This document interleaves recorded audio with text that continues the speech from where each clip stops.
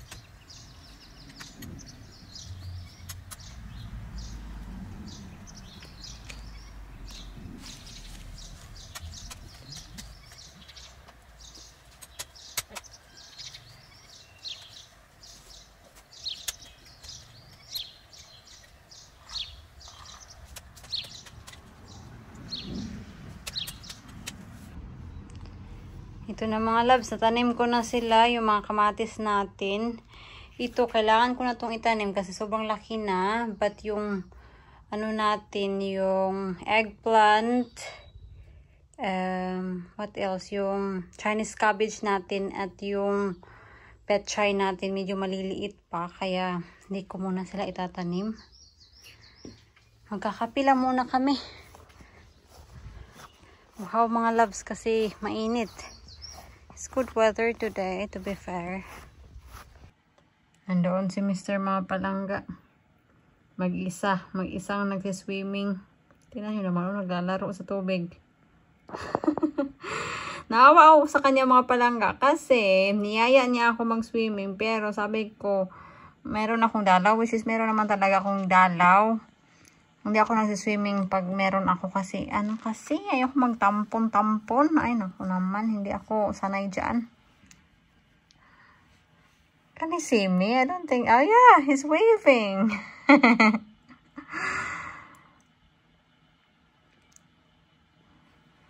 So, ayun, may isa siya. Sobrang warm ng tubig mga palangga kasi kanina, I was outside and then, trinay ko yung tubig. Sobrang warm talaga niya, mga nasa 30 siguro. And look, nanay, tingnan mo. Yan. Every time talaga mga palangga, pag nag-video chat kami ni nanay, ay, ang mga tinatanong, mga baka, yung mga tupa. Akala niya ba na siya yung nagmamay-ari sa mga tupa at bakahan dito? Yan. Madami ngayon. So, si Mr. at yung kasama niya, they're very busy. Nagdagay sila ng cement dito. Is it hard? Not yet. Hindi pa siya masyadong tuyo mga palangga. So, if I step on it, parang ma-imprint pa yung footprints ko. So, Ano lang, half day lang nila to ginawa ba? Dalawa sila. Tapos na. All the way around. Because, kailangan natin, kasi ito, lalagyan to ng wall. This is where you put the wall. Right, let's go.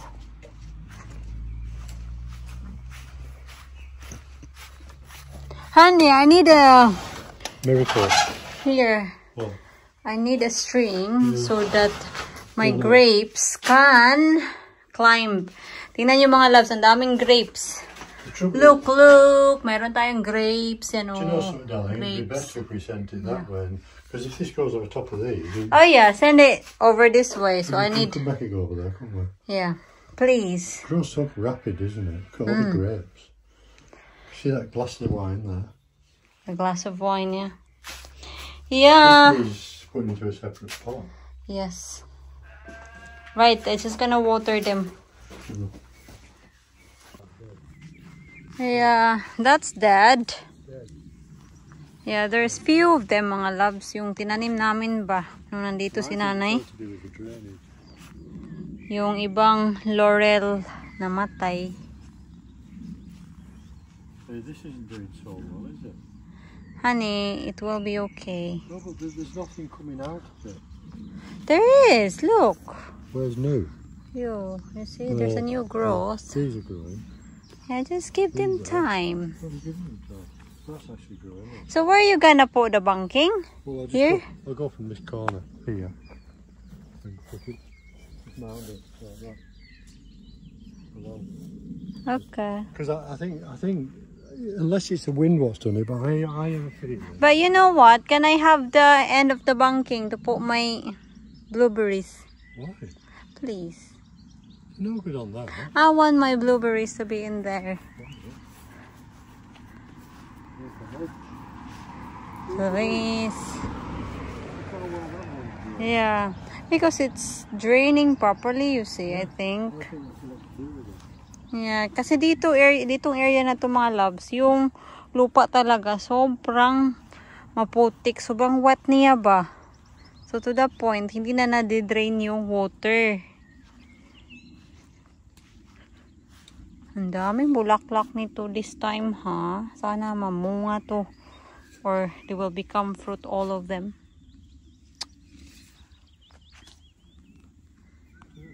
I think these want cutting back. So that will encourage them to outgrow, to grow outwards. There's no reason why that should be dead. This one the same, and that one. I have no idea, Han. That's dead. Nawala na yung mga aphids, mga palangga. Natatandaan nyo ba na nag-spray tayo sa ating mga lemon? Nawala na sila. And tingnan nyo, namatay na yung mga bulaklak and meron na silang bagong lemon. It's in the 10,000 Yeah! Plenty of lemons! 10,000 of them! Loads, everywhere. They've all set, haven't they? Yeah. See how they develop. What's that then? I don't know what that is. Yeah, it's done the base. Just keep washing it. But I haven't sprayed them, you see, again, you know, for the aphids. Hello, good morning mga palangga. So today aalis ako, makikita kami ni Janina at ito yung suot ko. Itong suot ko mga palangga ay hindi makita. Wait lang ha, iba camera ko lang. Itong suot ko mga palangga, tinahito ni Janina kasi sobrang haba nito. Like, dito siya talaga sa ankle length ko. So, si Janina, pinaiklian niya to. And I think it's okay. What do you think mga palangga? So, summer na summer yung outfit natin.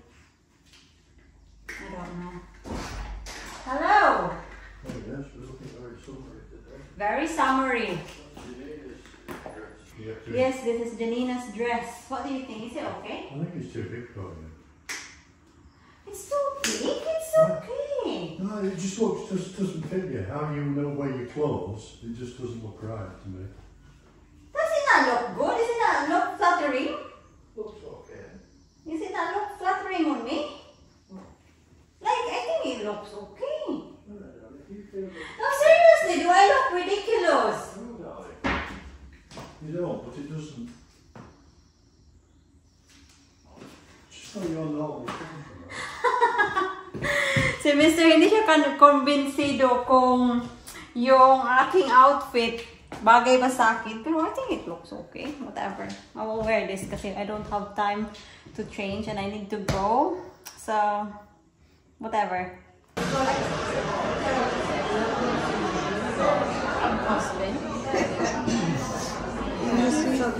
This is 18th birthday matching. That looks good. I'm home mga loves. I'm home. So, nag-take away ako ng ito. Vanilla slice. There you go. So, ito yung same restaurant na pinuntahan namin ni Ate Divina. Masarap kasi doon. And mura lang talaga ba. Garden center siya din. Tapos may restaurant siya. So, yeah, not too bad. Janina enjoyed her time. And I did enjoy my time as well. So, that's the matter. Gosh, it's so warm mga loves. It's good. It's 27 degrees. So, mag-swimming tayo mamaya after sa grocery shopping natin.